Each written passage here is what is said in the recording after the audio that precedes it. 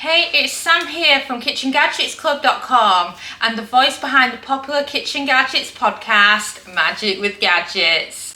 Today I'm going to show you how to transform a small little gammon into a ploughman's lunch.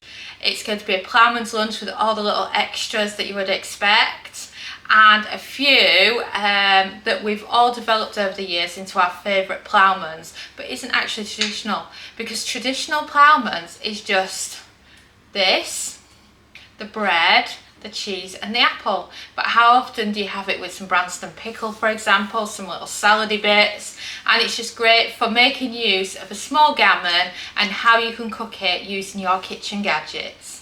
So let's steam roast some gammon, shall we? So, because we're using the steam roast, any that begin with the word steam, need the 1 cup of liquid, which is the equivalent of about 240 ml.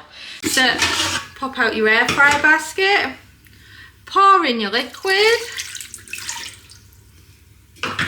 add your air fryer basket back in, and let's prepare the gammon for a steam roast. We're really not doing anything with it, we're basically just putting it in there, but I just want to show you how it works and how you attach the probe and that kind of thing. So unpack your gammon, and then ours is your smaller 750 gram one. It's perfect for if you were doing a campfire stew, or you just wanted a quick roast, or if you just want to learn how to use the probe and you just want a simple recipe to get you started with it. So that's how your gammon will look once it's unpacked. I'm keeping the layer around it just to keep it in place, and then you can pop it in. And now I'm going to show you how to attach the probe. So, shall we put the probe in on the gammon and I'll show you how it's done. So I'm holding the camera and Dom's going to show you how it works. So that is the probe that comes with the Ninja 15-in-1. So it's important that you plug the remainder of it back in.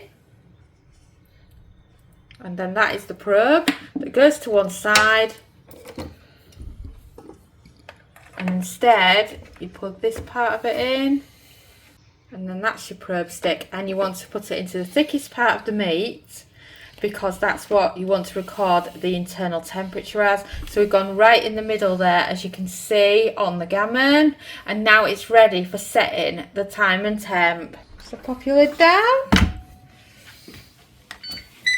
turn on your Ninja Foodie, and then you're looking for steam roast, which is in the middle section, and then you're looking to press manual, set it to 75 Celsius, and then press start. And now it'll start preheating and you'll start seeing a temperature coming up, so you know then what temperature it's at and how much further it's got to climb to until it hits the 75 degrees temperature. When you first got a multi-cooker, it's so hard understanding the times and temps and getting the food spot on and cooked perfectly. That's why we've made for you the multi-cooker cooking guide.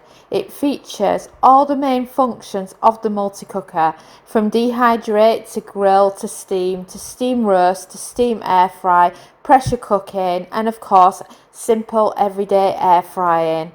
It's perfect for lots of different types of multi-cookers, from Instant Pot users to Ninja Foodie users, Ninja Speedy, air fryer. Even if you've got a flex straw, it's just perfect for so many of them. You'll find the link below in the description, and you can pre-order it now. And now let's get back to the video. So we've hit 55 degrees, and that's the kind of temperature I wanted to pause it at if you wanted to add any honey and mustard. So let's show you what it looks like so far. And wow, that's got some lovely colour to it. I tell you, it is so noisy when you're doing this. You know, the steam roast, steam bake and the steam air fry and the 15-in-1 are loud. It's like an engine going off. So if you think that noise is unusual, then note it's across the board. What I've got here, I'll just move this back a little bit so you can see better. So what I've got here is I've got a little bowl, and I've got some lovely honey that I picked up in the Gambia, and it's just a lovely bit of honey. You can use any honey, of course, whatever you prefer. And then last but not least, you want some mustard, and then you can have it as mustardy as you want. So then just give it a quick stir. You can also add in some garlic if you prefer to this, or just stick with honey and mustard. Oh, what a lovely mixture we've got going on there as well. So you don't want to be long because you don't want it to lose temperature, so start adding it in, and then you can kind of brush it around a bit as well. It's harder because you've got the probe in to get in where you want to be, so you'll have a bit of it that'll drip down. And you can get some around the edges as well, and it's just nice to get that honey glaze on. So then once you've done that, lid back down, and it'll continue climbing up until it reaches its 75. So something interesting to note here, that when you are doing it and you leave it to rest for a couple of minutes, it does gain some extra temperature.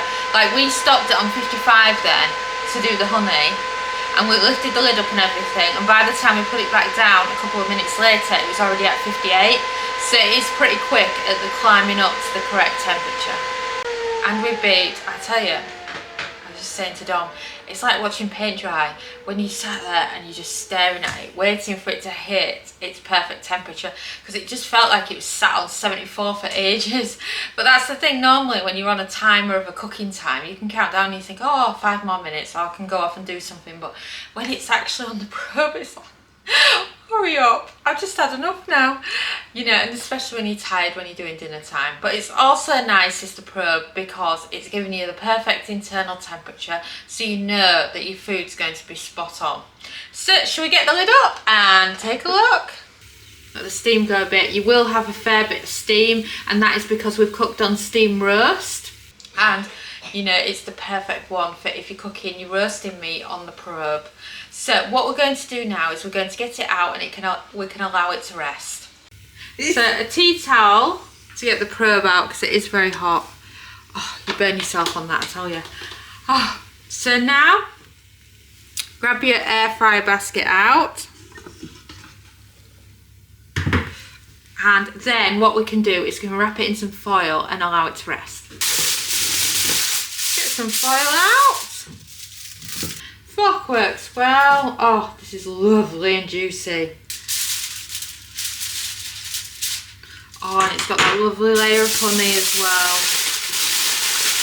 And then wrap it up tightly in foil, and we can let that rest for a bit, and then we can get the Ninja put away, tidied up and everything, and then we can show you exactly what this gammon's like. So I've allowed it to rest, and this is going to make a brilliant supper for us. It's perfect for Sunday roast as well, on so many other reasons. I've noticed that the price has gone up quite a lot recently on sliced ham, so by doing your own gammon, it's a great cheaper way and to save some money along the way. So let's open it up, shall we? Oh wow, look at that beauty! Doesn't it look lovely? So I kept the layer on just to keep it together, so we can start by getting rid of that. So that's just the plastic layer that's still on it. It's up to you whether or not you cook with it or you take it off earlier.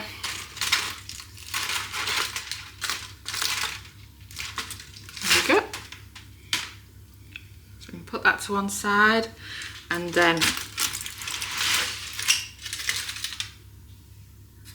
move it onto the chopping board, get rid of that. And now we can slice into it, and I can show you what it's like. Oh, and look at that, doesn't that ham look absolutely amazing? Let's try some, shall we?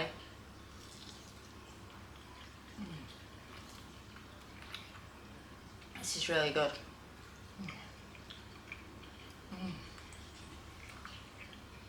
Check it out.